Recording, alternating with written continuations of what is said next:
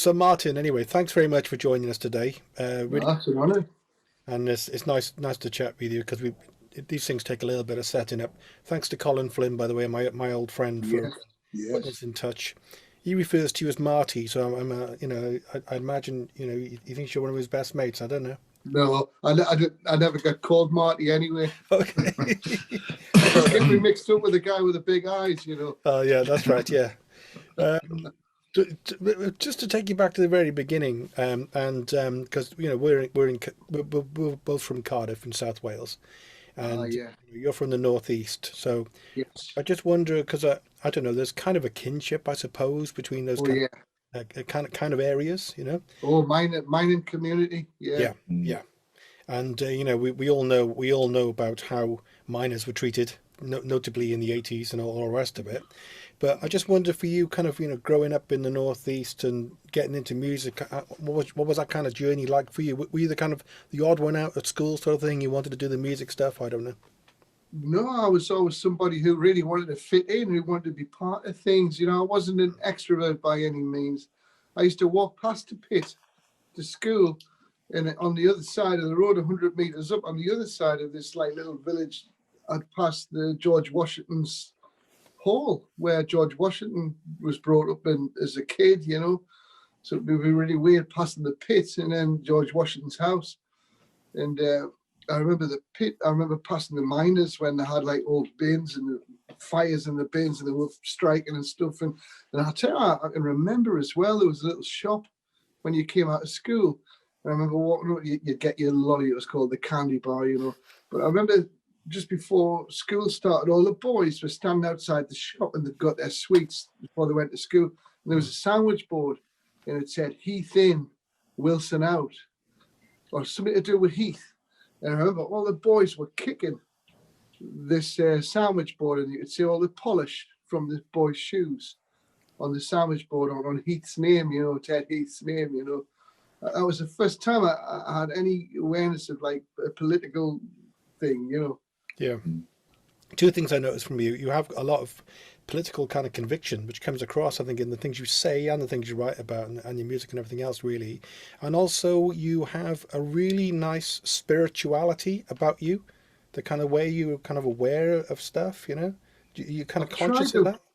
I consciously tried to avoid politics. Like in the early 80s, I got invited to do the Red Wedge thing and all that. Yeah, Yeah. yeah, yeah. And at the time, as a young guy, Mm, mm, I didn't want to be politicized. mhm, I had feelings on a humanitarian level for all working people, mm. whether they're in the sawn mills or whatever they do, the cotton mills. But I always had a very, very strong feeling that I didn't want to be politicized because I had more of a cosmic, not saying it's superior, but just I had my lens Mm. wasn't Billy Bragg. I couldn't relate to Billy Bragg, although I liked aspects of him.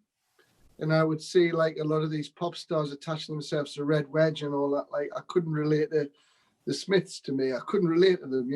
To me, I was like Peter Green, Sid Barrett, Captain Beefheart. I just Yeah, couldn't connect with the Smiths. It yeah. didn't mean nothing to me. I tell my daughter I did gigs with the Smiths and she'll not believe it. And I said, I did, they were shite. To me, they were, Yeah, but yeah, it's unfair to say that now as a 50. I mean, I like Johnny Marr, quite like Johnny Marr. yeah. As a I think guitarist, yeah. Morrissey's a fantastic comedian. Mm. He was in the wrong game. I think he would have made a wonderful comedian. But and they were a funny couple then too. I saw them as a couple. Yeah. But to me, to be politicized, to be manipulated by politics as a young Yeah. person, I was dead against it. I Yeah. didn't want to have nothing to do with it. I'm not saying you're overtly political, but there's Yes. there's like a decency, I suppose, and that kind of comes across as your kind of consciousness and the way you think about things. You think about things quite deeply. Sometimes you're talking to people, maybe you'll do it today, and it's like it's almost subconsciously you talk about kind of the bigger game, the bigger Ah, picture. Yeah. just be open. To be honest, spirituality to me, I mean, I can only speak from, I mean, I'm a carpet fit. We'll put different hats on. I'm as Mm, much a carpet fitter as I am a songwriter. I'm a table tennis player. I'm a son of a miner. yeah. I'm I'm not I did karate for 5 years. I got the third brown belt, and my teacher, who was an ex-England captain, said, "Can I have a word with you, Martin?" I'm like, "Yeah, yeah, yeah." He says, "You do realise you haven't got the killer instinct." And I said, Oh yeah. what's wrong with me? And he put his hand on my shoulder. He went, everything, but it's a joke. Because I didn't have the killer instinct. I'm like, what's the killer instinct? He says, look at Reggie over there, Mm. you know, you know, and I thought, oh shit, oh right. How do I get the killer instinct? He says, no, you can't acquire the killer instinct. If you're a deer, you don't want to be a wolf. You're No. lucky that you're a deer. Yeah, that whole thing of the killer instinct, and I realized that when I played table tennis, I used to feel sorry for people. I didn't want to patronize them, but I used to want the game to continue. Oh yeah. Where some people, it's not like that, is it? It's No, like no. they want you dead. They want and I found that in the music industry when I met other artists, I felt like an alien. That's why I used to feel more like a carpet fitter or a table tennis player. Hmm. I had never felt I belonged in the music business or industry. It was like, to me, it was like Rome. The pillars were falling down. It was like Caligula multiplied, and I just saw it as a very sick social thing. And I felt that there was one or two people that were like looking the other way. Hmm. To me, Jonathan Richman, he was a light to me. They were all going that way. Jonathan was going that way. He's a little airplane, meow, meow, meow. Yeah, I love that song. I love that song. Yeah. So he made a lot of sense to me. But someone like Sting was the Antichrist to me. Yeah. And I probably I've never met Sting, and it's wrong to just form this opinion. But what I saw on the TV and all that was this. I didn't see any humility. I saw arrogance, and I hated that in music. I hate everything about that. How far away from Sting were you born? Well, he was Wall's End, Hmm. and I was Washington, so probably about 7 or 8 miles just through the Wow. Tyne Tunnel, and then Yeah, it's nothing in it. Yeah, because we were Tony and I were talking earlier about our favourite interviews that we've done for Keep Cardiff Live. yeah, I'd hope, by the way, if you have a look, I'd hope you'd really enjoy because it's all music and chat and just nothing forced. We just love music and we love where we're from. yes, But yes. there was an interview with Alan Jones, who was a music journalist, who maybe he's interviewed you over the years. I don't know, but he worked for. He launched Uncut, but before that, Oh, Sounds, wasn't it? Ton? Was it Melody Maker? Melody yeah, Maker. Melody Melody Maker. Maker. So he Yeah. worked at Melody Maker yeah. for years, and he was talking. And in his book, there are three characters that don't come across particularly well in his book. One is Brian Ferry, rather. One is Elvis Costello, although he says that's a mixed kind of feeling about him, and actually he corrected that. The other one who comes across really badly, consistently all the way through, is Sting Wow. in the book.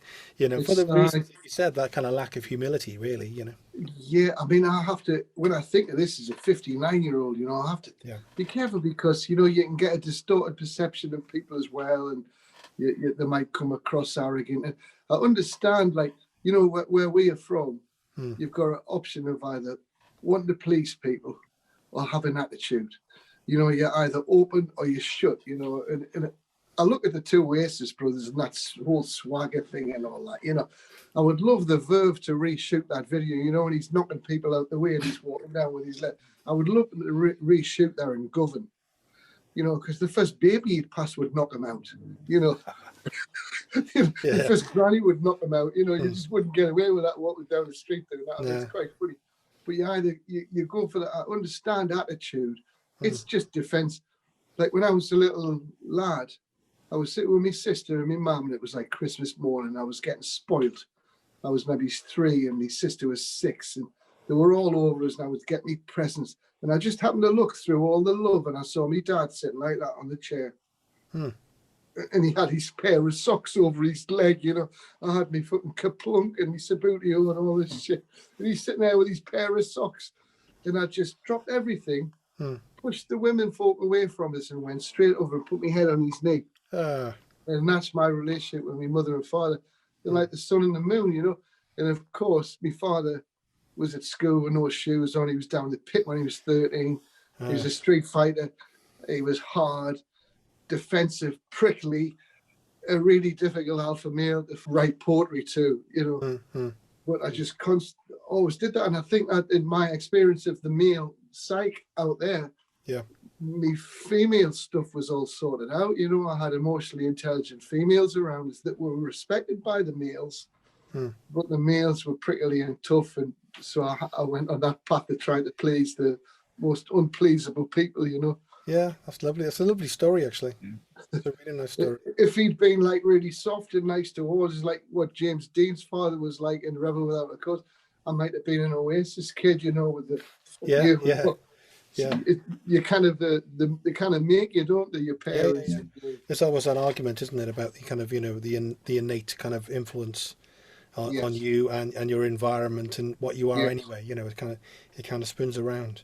yes, My dad was a bit of a softie, really, so yes. I was all right in that regard. But That's great. with your getting signed, what year did you get signed? Was it Kitchenware you got signed to firstly? Yeah, we were. It's really funny. In 1977, 78, I was a shoegazer, Right. stupid shy with a long fringe, Yeah. just come out of all the psychedelic stuff. So I've been at music since I was maybe 14 or 15. Mm. Went into punk, but it was great. It was starting to go into the new wave already. By 77, it was Yeah. into Yeah. the Yeah. new wave. The Cure, you know, was Mm. psychedelic stuff, Nuggets, all that. I was soaking all of that up. But I was a shoegazing new wave guitarist, and I was about 8 stone, and I was like super shy. And I joined a band called Strange Relations, and the singer was like a Bill Nelson fan. Oh And he yeah. had his hair blonde, and he was like Mm. bisexual. He was a bit odd. He developed his own photographs. That to me was like genius there. So he was like my hero, and I was like 17. He was 19, and he was God. And I just wanted to play guitar, jingly jangly, shite guitar along with him. I would have done that for the rest of my life, you know. Yeah. But I got a flanger. I heard Oh yeah. 17 seconds by the Cure, so I bought a flanger. Yeah. Yeah. And I was out in about 2 months. They got fed up with us because my voice hadn't broken. They must have had these meetings, the rest of the band, thinking, oh, I'm sick of the young, and he's always squawking and getting excited. So they phoned me up and sacked me. And that was like the most pain I've ever felt in my life. It was the rejection. It was worse than getting chucked off a girl. And that's when I went on the path as a songwriter. I didn't want to be a songwriter. And I ended up busking, and that kind of brought out this caricature of like a more extrovert caricature, which I just developed. Yeah. It just happened. Did that help you to get signed then? That kind of background as a busker, did that give you the confidence to think to get signed then? Absolutely. Even by 1982, I remember somebody saying to me, "Oh, you when you perform, you're only performing at like 3 o'clock." And someone says, "Do the window wiper." Yeah. Yeah. Yeah. Yeah. You get the whole room, you know, Yeah. and Yeah. that really changed my life. But yeah, by the time I got signed, it must have been about 1982 with Kitchenware. We were just busking around. We had a little 50 stereogram with batteries, and we had 3 guitars in there, a cymbal, and we used to go busking at Market Square and just playing all kinds of stuff, you know. I'm sure Tony wants to ask you about a particular act on Kitchenware. Do you, Tony? Am I guessing wrong? Well, yeah, I mean, there's some great acts, including yourself on Kitchenware, and one thing I'm interested in, particularly about, well, it's like Prefab Sprout, Cane Gang, Sirens, Hurrah. They're all great bands, and Yes. one thing that I was really interested about is that mini scene. Do you think that it could have come from anywhere else, or do you think it was a particular sort of scene of the Northeast? Do you think that was the reason why it happened? I think it was inspired, you know, if you think of punk in 76, the Screen on the Green, where Susie gets up with the Lord's Prayer. If you think of what she did after that moment, and that mate had the bass the wrong way around, and they just did the Lord's Prayer, where the Banshees went from there within months. And then if you think about punk, you know, by 76, 77, you had the London and Brighton scene, and it popped all everywhere. And then it was into the new wave, and it was up in Liverpool, you know, and the Pistols went up to Manchester as well. So Manchester and Liverpool scene, it was moving really quickly, like a cloud of creativity. Up to Glasgow by 79, 80 with Orange, you know, Alan Horn postcard. And we were just in awe of that whole movement. I mean, I remember going down to Liverpool on a Saturday. Me and my mate, we drove down in the Fort Anglia. You know how you have stadium bands? We were a bedroom band. My dad used to pop his head and he says, "You couldn't even sell this bedroom out. It's only 6 foot by 4 foot." You know? We did a tape in the bedroom and went out to Pro Records and handed the taping because we were so in awe of like what had just happened in Liverpool. And Pete Burns was behind the counter. He says, "What are you doing here?" And I said, "Oh, we want a record deal." He said, "What with the Foxy tape you've just done in your bedroom?" He says, "This is not a record company, by the way. It's a record shop, you daft gits." And I nearly started crying. He says, "Come on, I'll make you a cup of tea." And he made us a cup of tea and told us to fuck off home.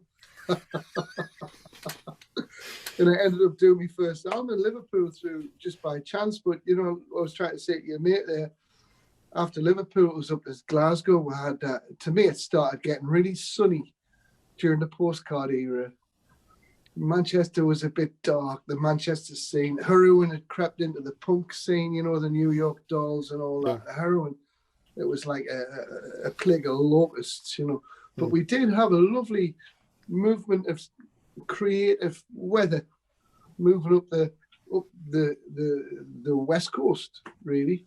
Yeah, and like a real variety of music. I mean, like, you know, Prefab Sprout and Kane Gang, all doing different sort of stuff, different influences. Well, you know, some of it was American influence. So, you know, unlike some scenes which had a core sort of root to it, you know, it was quite diverse, wasn't it? You know, the Sprouts were dead interesting. Like, so I remember doing gigs with the Sprouts around '79, and they were a trio, and I had a drummer called Mickey Salmon. He was a dead good drummer. And Paddy was a really lovely guitar player. Weird chords, I mean, dead unusual, but very natural, musical, and very amiable. Wendy wasn't in the band at the time, and I think the brother Martin was on bass. We were like a trio. We were dead cool, you know. I remember them in '78, '79. And they sound like Steely Dan or something, you know. They were like really odd. Yeah. But Paddy was always a bit odd, you know, and I felt like Swoon was a bit of genius. His first album. I felt when he went with Thomas Dolby, there's a lot of pressure in the 80s, you know, and to me, the whole thing of the 80s was to not use their technology, you know, the DX7s because you'll come out, I used to say to the lads, you'll come out the other end in 1991 like fucking Depeche Mode if you're not careful. So we'll just use like an organ, you know, or maybe it's an acoustic, try to survive the filter that you're going through, you know. Like our spaceship was a white Ford Transit van, you know, up and down the A1. That was our universe, you know. Yeah. What about the image with the Dainties? You know, what was the kind of image? Was that something which was kind of came from the label? Was that just naturally how you work? I think it would just look like skint council house kids, to be honest, which is a nice look, actually. I mean, Edwin had that, and the good thing about Edwin was he was a skint council house kid with a little bit of artistic awareness, you know. It's like if you give a kid who's got artistic awareness like a low budget and say, there's 20 quid, go and clothe yourself. They'll probably pop into Flip, you know, and they'll get something nice together. My daughter's like that, you know. You can give people £1 million and they can still dress like Mike Baldwin, you know. Well, I thought you looked pretty good. You know, there was a pretty strong image, you know.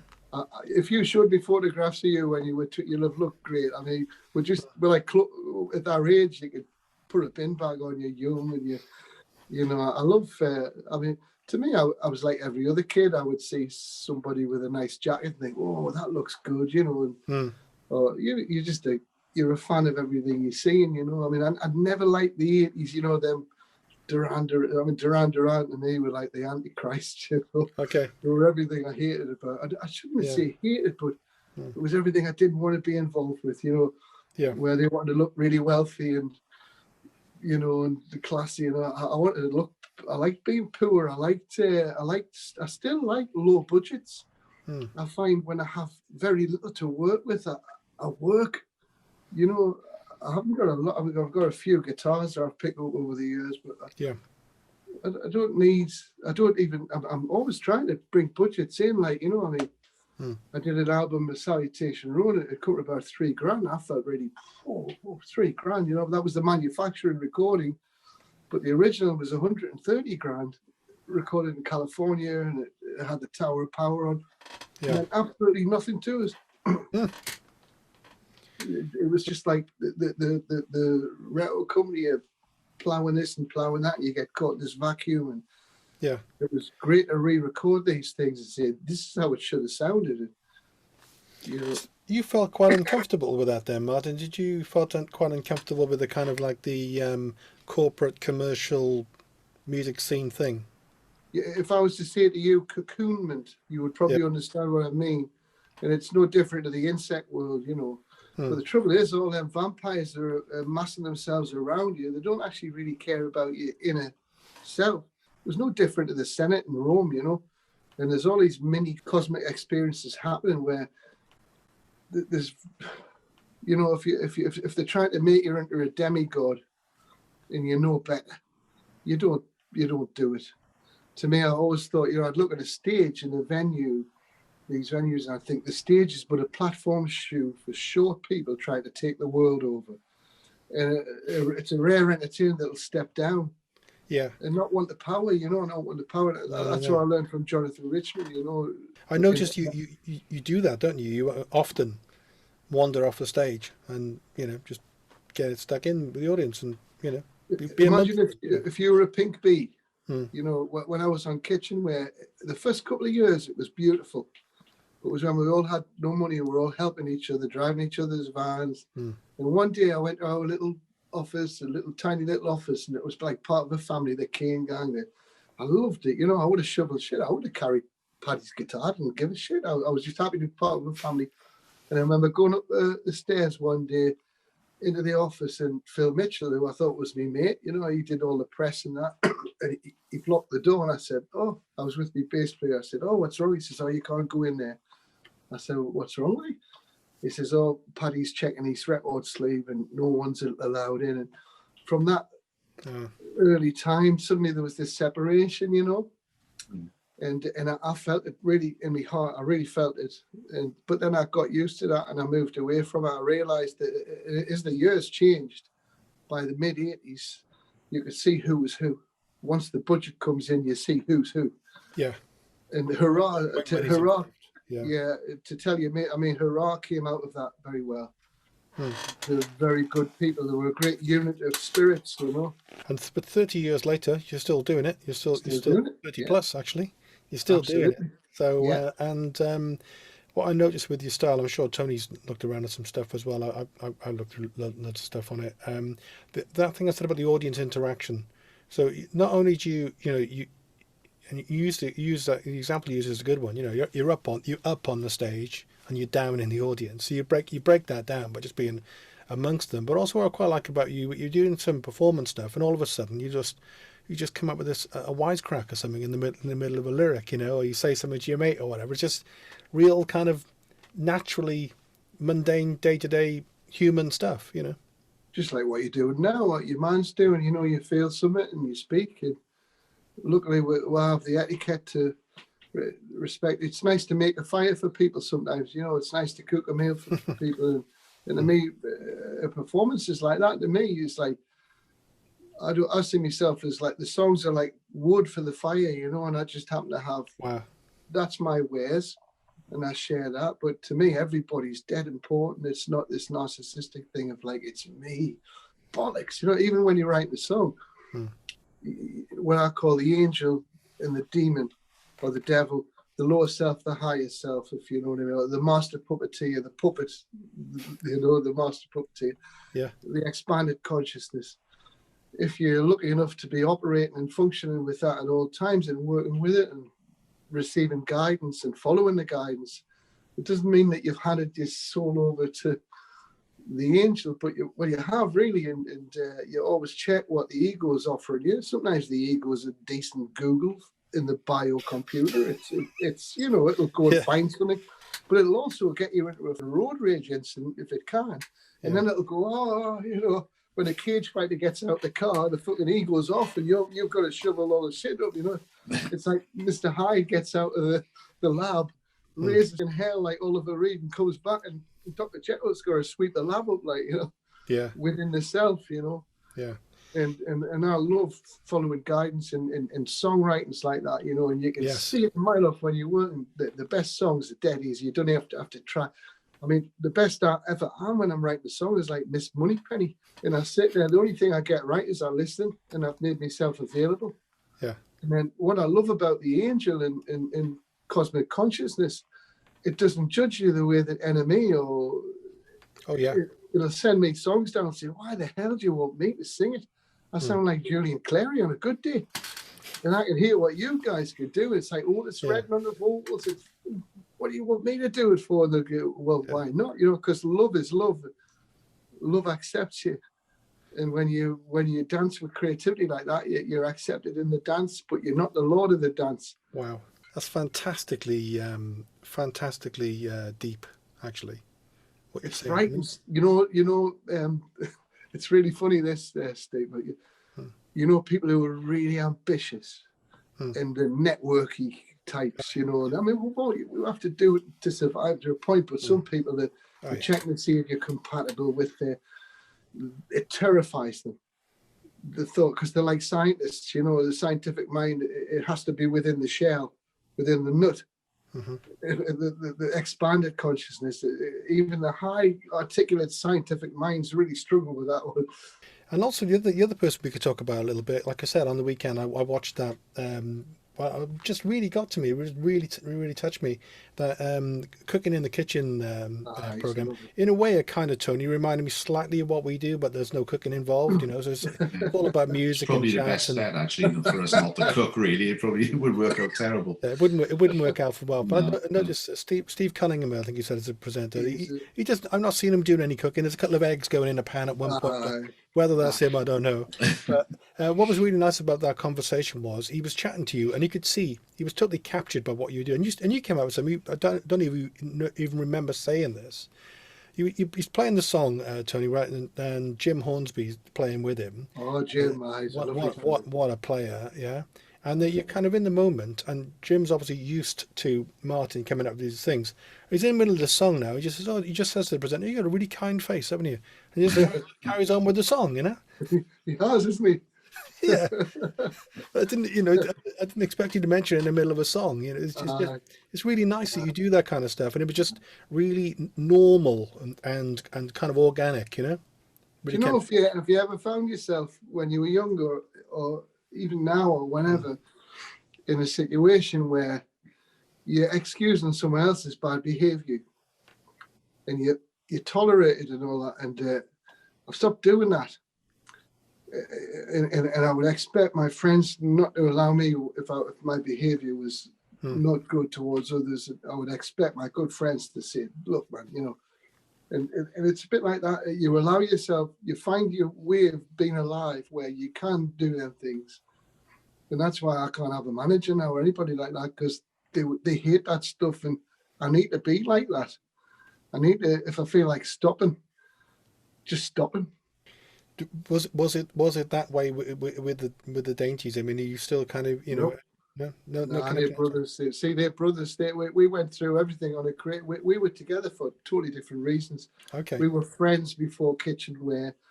We were still playing music together. I was talking to the bass player last week, and he's just the same. He hasn't lost his love and his light and his excitement, and he's 100% authentic. You know. And funnily enough, I've got good connections with all the musicians I've worked with. Yeah. Very, very few that I've fallen out with, or just don't seem to have a connection with, you know. Yeah, because that's one of the things you said as well, and I think it might have been in that same interview. I watched a few, but you said about how it's really nice, actually, Tony. You like this because of what the site's about and everything else. You said about how much respect you have for musicians, you know, and in a kind of appreciation and love of people who actually put themselves out there and make the music, you know. They give us the music. They give us the music. I mean, what's really nice now, sometimes, you know, I'll sit at home, I've got an old Mac there. I've got a little M Audio USB that takes one XLR and one guitar. I've got a 3-foot cable that I just dangle down, plug in the Strat, record DI, little mic for an acoustic vocal, and I do more stuff at home. And I'll send it over like a MP3 to the guitarist. He'll put a little bit on.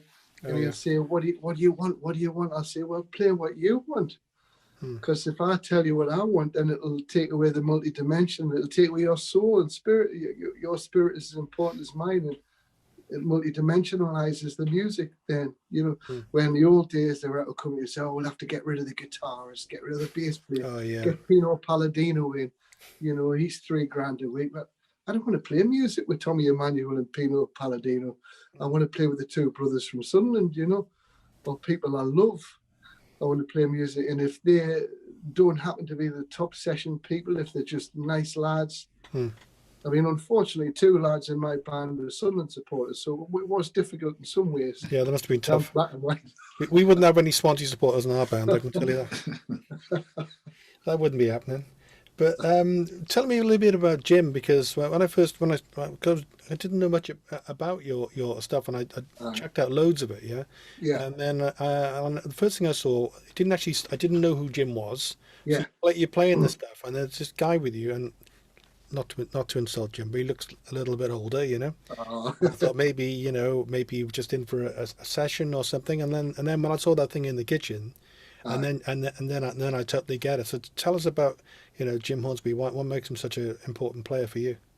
Yeah, I mean, he's a beloved musician in the north of England. Everybody loves him. Like my generation and older, we loved Jim. He's like a diamond, But he was a session guy in the 60s. He had a tough time when he went down to London being a Geordie, and he's just but he was always a very talented, natural player. We got in touch with each other because we love Chet. I love Merle Travis, and he loved Chet Atkins. I studied Travis and all the Travis picking. He did the Chet stuff, and we used to really get on with all of that stuff. And we just actually made up excuses to play together. We'd be in the car together, and it'd be quiet for about an hour, and then you'd go, I used to have a red Stratocaster in 1963. There's that kind of stuff, Yeah. Just brilliant. But if you had a song and you were in the studio and Jim came in to play on your song, what he would do is, this is how he operates, because he's a master. He would he'd clock in at the beginning on the intro. He'd let you know that he was there for work. So he'd give you a really nice little respectful intro that you would just love. And then he'd disappear, and he would try and stay off the track as long as he could until he sensed that you were thinking, where's Jim at? And he would just appear again. Probably after the second verse, for a nice little tag in where you're just about to say, how? Are you playing on this or not? And he'd be there. And then he could take a phenomenal solo like on a Telecaster, all that B-bendery stuff. He loves Clarence White and all that. Or he'd pick a Dobro up and he's just missed a taste, He knows what not to play. He's a master. He's the complete and utter opposite of Tommy Emmanuel. Complete opposite to me. I know Tommy's impressive and he's like a circus act. Yeah. I wouldn't have him playing on my records. I would ask him to I'm sure Tommy could do it, but I would have to say, shut the fuck up. This is not a guitar wank. It's a story. It's a story. And that's Jim understands that. He's a Willie Nelson man, Yeah, he's very. I like when you were doing that thing. You were just sitting in the kitchen, both over had your guitars, and he was kind of intently watching what you were playing. I'm sure he's played the song so many times, but he's so in tune with each other. And I never tell him what to do, and I love it. Sometimes I get distracted. He did a funny thing with me once. I started his song in the middle of the gig, and he's sitting there, and I thought, he hasn't done his little tag. Yeah. He hasn't introduced himself. And think, what's going on there? He might be saving something really nice for the middle part, And he was just sitting staring into space, and I'd clock him every now and again. He's just looking into space. I get halfway through, still no Jim. Right near the end, Rasquito the end, and done. And I look around, he's just looking into space, and I kind of lean over. People are clapping the song, and I lean over, and I says, "Are you okay?" He went, "Yeah, I didn't like that one." Oh, brilliant! That's him all over, Yeah, he can. How old is he? Is it 80ish or something? Maybe 72 or something. Yeah, okay. If I ever had the window down in the car, because we travelled together for about 11 years, and I just love him, If I had the window down and a day, but maybe the draft was hitting his neck, he'd just turn around and look at me and say, "I've got one good punch left. Do you really want it?" With his songwriting, Martin, it's interesting to say you became a songwriter by kind of default. Really, it wasn't what you wanted to do, but I don't know if Tony's the same with it. But I just pick up on the incredible eclecticism of what you do. You're doing this genre, then you're doing that genre, and you Yeah. just go where the tune takes you. Do you even think about genre or not?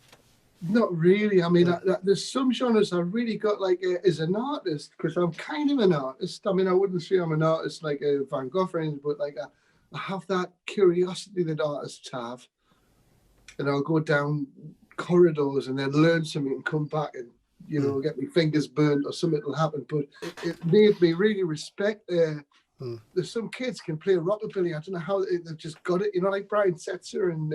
mm. Brilliant. There's Yeah. a kid I got involved with called Joe Gillen, who was brought up in North Shields. He's from a tough background. He's a genius. He can do Cliff Gallup, Grady Martin, the Nashville guys who did all the sessions for like Johnny Bennett Trio. It wasn't always Paul Burlinson that played broadcaster on that was Grady Martin. And he had the Bigsby twin neck guitar. Oh yeah. We practiced 10 hours a day, Grady Martin. He was like Nashville's #1 session guy. Wow. The whole world I went in there. I went in there as a time traveler. So what I do is, because I could do, I started off on ragtime guitar. Yeah. So my thumb got Yeah. really Yeah. Yeah. good. Yeah. Yeah. I got all the old blues, country blues stuff. Then I went into like Western swing.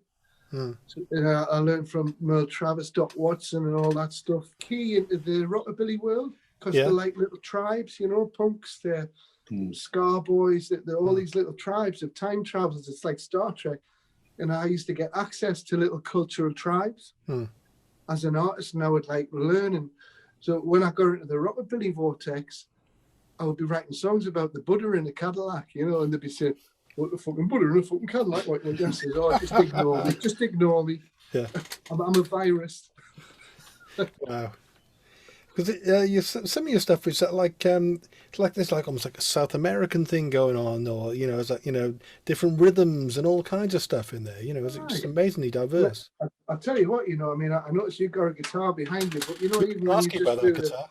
you just do the. Yeah. What I love about that, it's the bump chick, bump chick. Yeah. Yeah. Yeah. But you've got, in a way, you've got calypso in there. Yeah. You've got reggae. Yeah. In country blues, it's all in there, Yeah. The key is C, 3 chords, man. Johnny You Cash. can get a whole gig, Johnny Cash. You can get a whole gig out of that, man. It's like Yeah. Chaz and Dave. Yes, yeah. No, I mean, I noticed that again when you were playing. I don't know if you've seen that yet, Tony, that in the kitchen thing, but I think you really love it. And you think you're playing that guitar actually.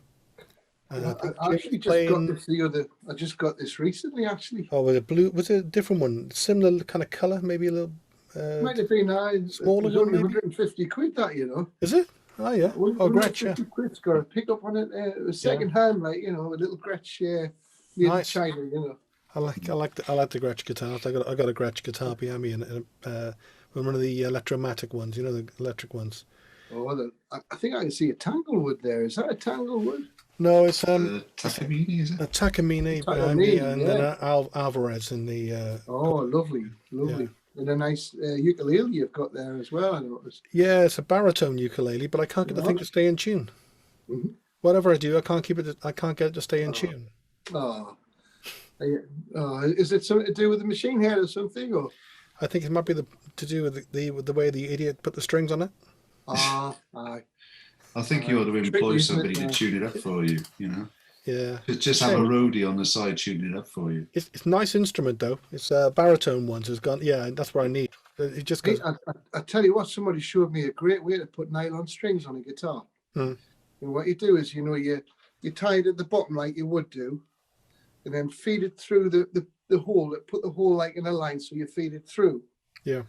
But you pull it flush, and then pull it over the top, and wrap it underneath the string that's flush, 2 or 3 times, and then pull the tail up like that, and then get the string right and just go, woof, and it just goes woof, and it goes into this knot, and it's like, it's fantastic. You'll see it on YouTube somewhere if you have a little scan around. It's just the best way to put a classical string on, you know. Yeah, I'll have to check that out because I'm genuinely Probably struggling. work with your ukulele, you see, because that's nylon as well, so it Yeah, might yeah, help that's you what I'm use. thinking. Yeah. What's your main guitar, by the way? What's that main guitar you My use? main guitar is actually this one, Hmm. and it's a K Yari, little Yari, K Yari. Oh, I know. They make that's the guy who made the Alvarez stuff. Is it That's right. Well, Yari? Yeah. yeah, the brothers. You know, there Hmm. was the sons of Yari. Well, K Yari was the father, and he made them from the 20s. So when K was making guitars, they were like parlors. Yeah. So these two sons had this made as a tribute to him, and it's got his signature on there. And it was Oh, probably wow. made in 1995. You know. Yeah. And so it's a lovely little box. It's got a very small body. Yes. The sound hole's tiny. Hmm. And I've got a Mimesis pickup, which is the predecessor to Rare Earths, you know. Oh, yeah. Mike Vann, a Scottish guy, designed that pickup first. They're like hen's teeth. You can probably get them on if you look on YouTube. If you see one, get one. Mm. I bought this in Barnsley or somewhere for 50 quid. You know, I'd lost my other one, and they're just they've got they're like the Rare Earth. They've got a preamp on the back, and you put a little watch battery in the back. Oh, yeah. It plugs into there. You know, there's Wow. a cable goes along. Yeah. But you plug it in, man. The sound, you get all the bottom end, the top end. Hmm. But the trick is not to use it. You know, you get all these mics and all that, and they're trying to get this. You might as well have a 30 quid guitar, even if you've got like you get $3,000 Gibson. It's not going to sound much different if in Yamaha or if, through a PA system. Hmm. So what I do is I just go with more of a semi-acoustic approach. As long as I can get some warmth and a little bit of hi-fi and bottom end and spring, like a spring thing. And Gordon Giltrap was very supportive to me when I got this guitar, because I couldn't find anything to mic it up. And he says, get yourself one of these, a Mimesis. I couldn't get Gordon off the phone. I thought he wouldn't even want to speak to me. And he was so enthusiastic. I said, I'll have to go now, God. It was about an hour and a half.